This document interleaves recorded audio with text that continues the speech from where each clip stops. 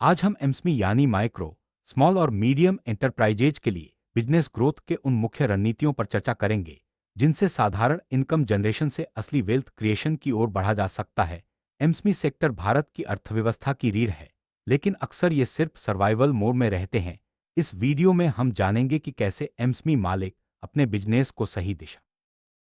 अक्सर एमएसएमई मालिक सोचते हैं कि पूरे भारत की 140 करोड़ आबादी को टारगेट करना ही सही रास्ता है, लेकिन यह एक जाल है। असली स्केलिंग तब होती है जब आप अपने फोकस को सीमित करते हैं और उन 10 लाख लोगों को टारगेट करते हैं जिनके पास खरीदने की ताकत और क्वालिटी के लिए पे करने की इच्छा है। जब आप सही मार्केट चुनते हैं तो आपका बिजनेस तेजी से बढ़ता है और आप अपने प्रोडक्ट या सर्विस को ग्राहक की बजट और प्राथमिकताओं में कहाँ फिट होता है, इसका विश्लेषण करना बेहद जरूरी है। अगर आप गलत ऑडियंस को बेचने की कोशिश करते हैं तो लगातार प्राइस रेजिस्टेंस, फ्रस्ट्रेशन और हाई कस्टमर चर्न का सामना करना पड़ेगा। इसलिए उस ऑडियंस को खोजें जो पहले से आपके ऑफर की वैल्यू को समझती है।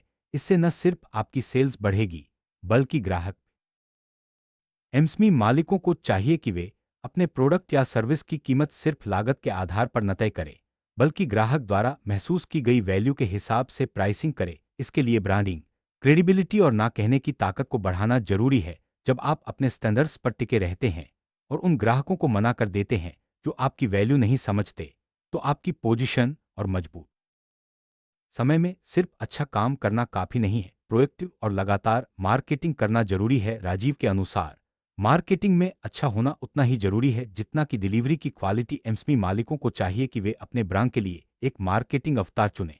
एजुकेटर, एंटरटेनर या स्टोरी टेलर। एजुकेटर ग्राहकों को सिखाता है, एंटरटेनर उन्हें जोड़े रखता है।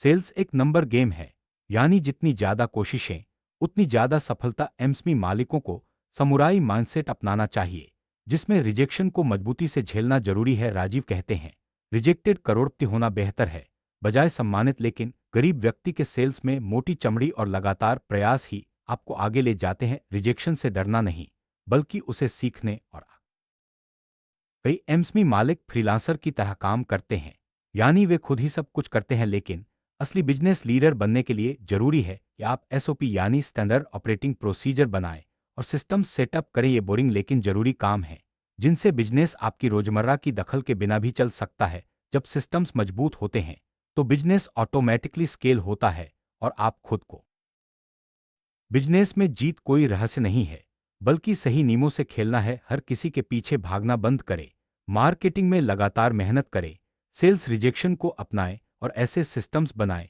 जो आपके बिजनेस को आपके बिना भी आगे बढ़ाए। जब आप इन नियमों को अपनाते हैं तो आपका एमएसएमई साधारण इनकम से असली वेल्थ क्रिएशन की ओर बढ़ता है। आखिर में एमएसएमई मालिकों के लिए सबसे जरूरी है कि वे अपने बिजनेस को एक नई सोच के साथ आगे बढ़ाएं। सही मार्केट चुनें, ग्राहक की प्राथमिकता समझें, वैल्यू बेस्ड प्राइसिंग अपनाएं, लगातार मार्केटिंग करें, समुराई माइंडसेट से सेल्स करें और मजबूत सिस्टम्स बनाएं। इन 6 सूत्रों को अपनाकर आप अपने एमएसएमई को साधारण इनकम से असली वेल्थ क्रिएशन की ओर ले जा सकते हैं। उम्मीद